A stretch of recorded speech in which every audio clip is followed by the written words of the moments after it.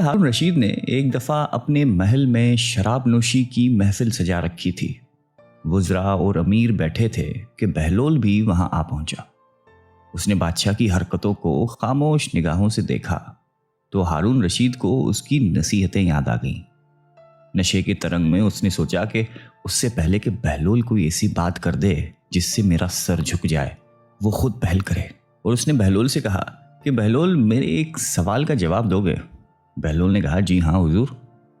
ہارون رشید نے سوال کیا کہ بہلول یہ بتاؤ کہ اگر کوئی شخص انگور کھا رہا ہو تو کیا وہ حرام ہے؟ بہلول نے جواب دیا کہ بالکل نہیں۔ ہارون نے کہا کہ اگر وہ انگور کھا کر پانی پی لے تو؟ بہلول نے جواب دیا کہ جناب کوئی حرج نہیں ہے۔ ہارون نے آگے کہا کہ اب یہی شخص انگور کھا کے اور پانی پی کر اس کے بعد دھوپ میں بیٹھ جائے تو پھر؟ بہلول نے جواب دیا کہ محترم کوئی مذائقہ نہیں ہے، جتنی دیر چاہے بیٹھے۔ پھر آگے فرمایا کہ تو پھر بہلول تم خود ہی بتاؤ کہ یہی انگور اور پانی کچھ عرصہ دھوپ میں رکھ دیے جائیں تو حرام کیوں ہو جاتے ہیں؟ ہارون رشید نے بڑے فخر کے ساتھ اپنا فلسفہ بیان کیا۔ اب بہلول نے ہارون سے کہا کہ اگر اجازت ہو تو میں چند سوالات آپ سے کروں؟ ہارون نے کہا کہ جی اجازت ہے۔ بہلول نے سوال کیا کہ علی جان یہ بتائیے کہ اگر کسی آدمی کے سر پہ تھوڑی سی مٹی ڈال دی جائے تو کیا اس کو کوئی نقصان پہنچے گا؟ خلیفہ ہارون رشید نے فوراً جواب دیا کہ نہیں۔ اس کے بعد اگر اس کے سر پہ تھوڑا سا پانی ڈال دیں تو کیا اس شخص کو کوئی تکلیف ہوگی؟ ہارون بولا کہ نہیں، بالکل نہیں ہوگی۔ پھر بہلول بولا کہ اگر اس مٹی اور پانی کو ملا کر ایک اینٹ بنائی جائے اور اس شخص کے سر پہ ماری جائے تو کیا نقصان ہوگا؟ تم بھی عجیب باتیں کرتے ہو بہلول۔ ہارون ہنسا اور کہا کہ اس کا تو سر ہی پھٹ جائے گا۔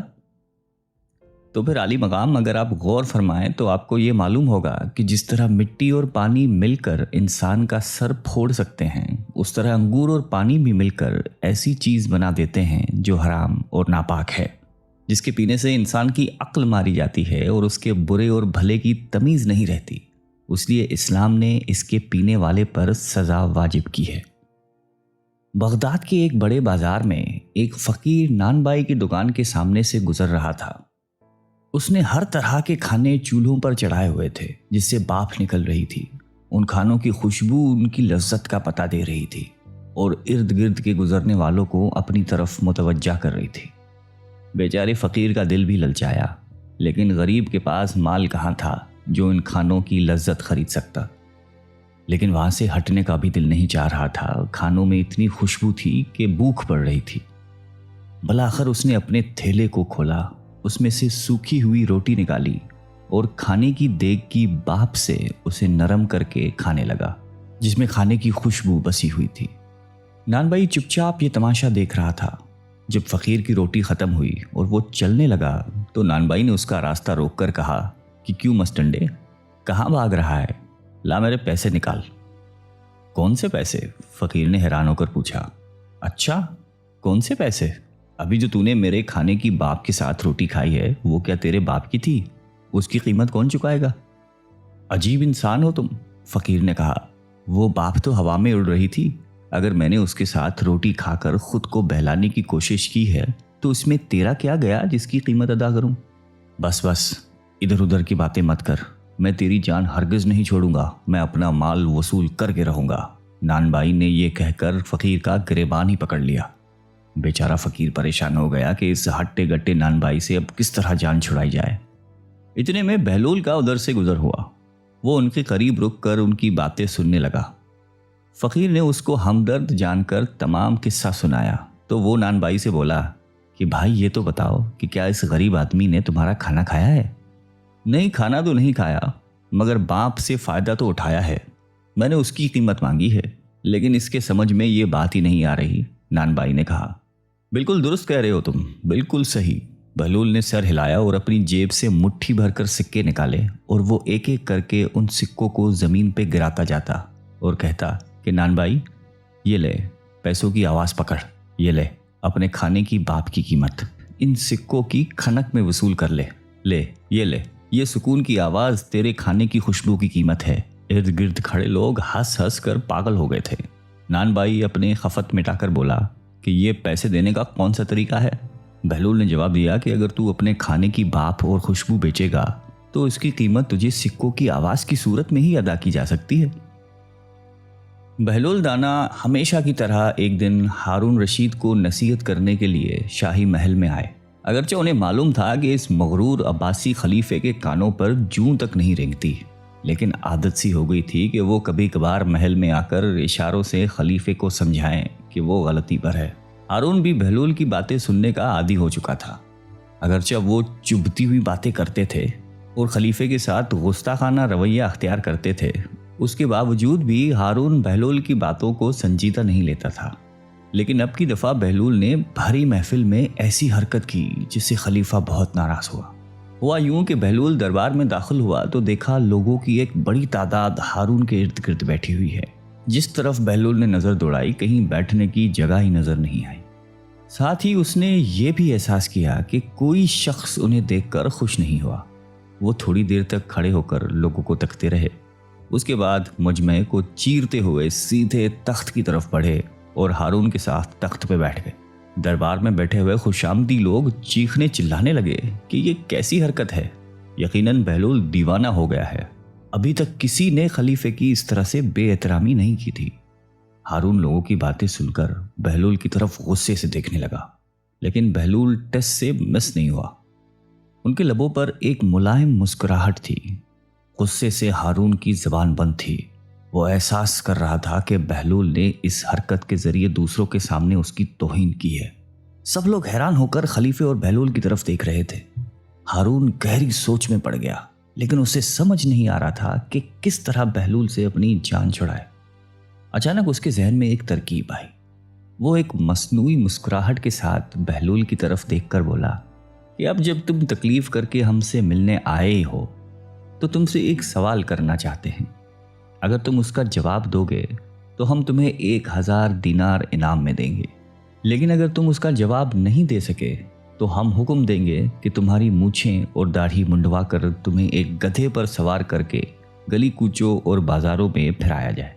बहलोल समझ गए थे कि खलीफा इंतकाम पर उतर आया है, इसलिए उसकी तौहीन करते हुए बोले, मुझे तेरे दीनारों की तो ज़रूरत नहीं है, अलबत्ता एक शर्त के साथ तेरी पहेली बूझने के लिए तैयार हूँ। हारून ने पूछा कि कैसी शर्त? बहलोल ने कहा कि इस शर्त पे कि तुम मक्खियों को हुक्म करो कि वो मुझे न सताए। हारून सर झुकाकर सोचने लगा। उसके बाद दूसरी तरफ देखा। ऐसा लग रहा था कि वो तवक्को कर रहा था कि मजमे से कोई शख्स बहलोल को जवाब दे दे, लेकिन सब दंग रह गए। मजबूरन हारून कहने लगे कि ये नामुमकिन है, इसलिए कि मक्खियां तो मेरा हुक्म नहीं मानती। बहलोल हकारत से हारून को देखते हुए बोला कि तुम कैसे बादशाह हो जो इन नाचीज मक्खियों के सामने आजिज हो। इस बात पे तमाम दरबारी कह लगाकर हंसने लगे। हारून गुस्से की आलम में ऐसी नजरों से दरबारियों की तरफ देखने लगा कि उसके रौब से सबके लबों की हंसी और मुस्कुराहट दूर हो गई और उनकी सांसें रुक गई। बहलोल ने अंदाजा लगाया कि उन्होंने हारून को हद से ज्यादा दूसरों के सामने रुस्वा किया है। उसके बाद बहलोल ने यह इरादा किया कि हारून की दिलजोई करे और उसके गुस्से को ठंडा करे। उन्होंने हारून से कहा कि अब अपनी पहेली पूछो, मैं किसी शर्त के बगैर उसको बूझने के लिए तैयार हूँ। हारून ने कहा कि अगर तुम नहीं बता सके तो वही सजा दूंगा जो मैंने पहले कही थी। अब ये बताओ कि वो कौन सा दरख्त है जिसकी उम्र 1 साल है और उसकी 12 शाखें हैं, उनमें से हर एक शाख पर 30 पत्ते हैं, उन पत्तों का एक रुख रोशन है और दूसरा काला है। बहलोल सोच में पड़ गए। उन्होंने बाज़ लोगों को ये कहते हुए सुना कि ये कैसा अजीब सवाल है, बहलोल तो इसका जवाब नहीं दे पाएगा, इसे तो सजा मिलेगी, बेचारा बहलोल।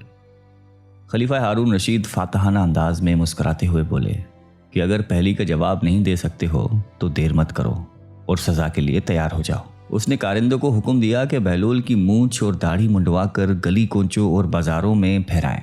बहलोल खलीफा की बात काटते हुए बोला कि यह दरख्त साल है, 12 टहनियाँ उसके 12 महीने हैं और 30-30 पत्ते महीने के दिन हैं, जिनका उजला रुख दिन का और काला रुख रात का है। जवाब सुनकर मजमे में शाबाश शाबाश की आवाज़ें गूंजने लगी। सब खुश होकर बहलोल को दाद देने लगे, लेकिन हारून खामोश रहा। उनका मुंह लटक गया था और उसके चेहरे पर शिकस्त के आसार नुमाया हो गए थे। खलीफा हारून रशीद की बीवी जुबैदा खातून एक नेक और पारसा औरत थी। انہوں نے اپنے محل میں 1000 ایسی خادمائیں رکھی ہوئی تھی جو قرآن کی حافظہ اور قاریاں تھیں۔ ان سب کی ڈیوٹیاں مختلف شفٹوں میں لگی ہوئی تھیں۔ چنانچہ ان کے محل سے 24 گھنٹے ان بچیوں کے قرآن پڑھنے کی آواز آ رہی ہوتی تھی۔ ان کا محل قرآن کا گلشن محسوس ہوتا تھا۔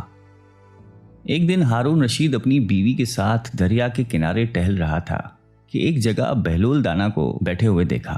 اس نے کہا، السلام علیکم۔ بہلول دانا نے جواب میں وعلیکم السلام کہا۔ ہارون رشید نے کہا کہ بہلول، آپ یہاں کیا کر رہے ہیں؟ انہوں نے کہا کہ ریت میں گھر بنا رہا ہوں۔ پوچھا کہ کس لیے بنا رہے ہو؟ جواب دیا کہ جو آدمی اس کو خریدے گا میں اس کے لیے دعا کروں گا کہ اللہ رب العزت ان کے بدلے ان کو جنت میں گھر عطا فرما دے۔ بادشاہ نے کہا کہ بہلول، اس گھر کی کیا قیمت ہے؟ انہوں نے کہا کہ صرف 1 دینار۔ ہارون رشید نے سمجھا کہ یہ دیوانے کی کوئی بے وقوفی ہے، لہٰذا وہ آگے چلا گیا۔ ان کے پیچھے زبیدہ خاتون آئیں۔ انہوں نے بہلول کو سلام کیا اور پھر پوچھا کہ بہلول، تم یہاں کیا کر رہے ہو؟ انہوں نے کہا کہ میں ریت پہ گھر بنا رہا ہوں۔ پوچھا کہ کس لیے بنا رہے ہیں؟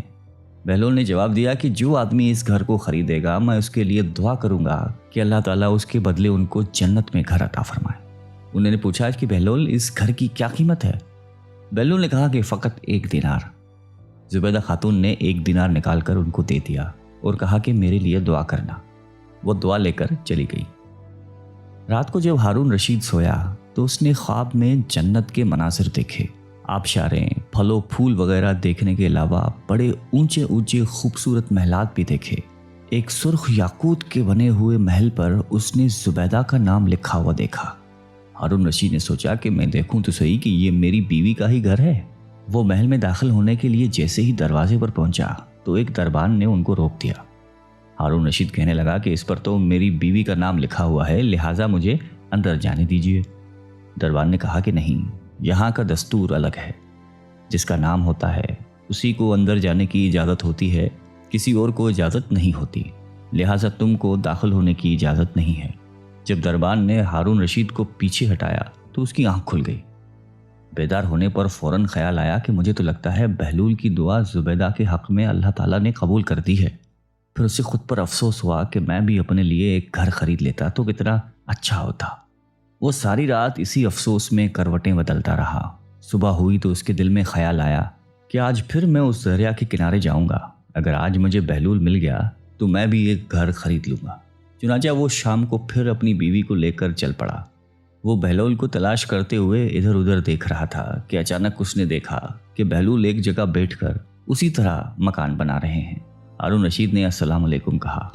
بہلول نے کہا وعلیکم السلام۔ ہارون رشید نے پوچھا کہ کیا کر رہے ہو؟ بہلول نے کہا کہ میں گھر بنا رہا ہوں۔ ہارون رشید نے پوچھا کہ کس لیے؟ بہلول نے کہا کہ جو آدمی یہ گھر خریدے گا میں اس کے حق میں یہ دعا کروں گا کہ اللہ تعالیٰ اس کے بدلے اسے جنت میں گھر عطا فرمائے۔ ہارون رشید نے پوچھا کہ بہلول، اس گھر کی کیا قیمت ہے؟ بہلول نے کہا کہ اس کی قیمت پوری دنیا کی بادشاہی ہے۔ ہارون رشید نے کہا کہ اتنی قیمت تو میں نہیں دے سکتا۔ کل تو آپ 1 دینار کے بدلے دے رہے تھے اور آج پوری دنیا کی بادشاہت مانگ رہے ہو۔ بہلول دانا نے کہا کہ بادشاہ سلامت، کل بن دیکھے کا معاملہ تھا اور آج دیکھا ہوا معاملہ ہے۔ کل بن دیکھے کا سودا تھا اس لیے سستا مل رہا تھا، آج چونکہ دیکھ کے آئے ہیں اس لیے اب اس کی قیمت بھی زیادہ دینی پڑے گی۔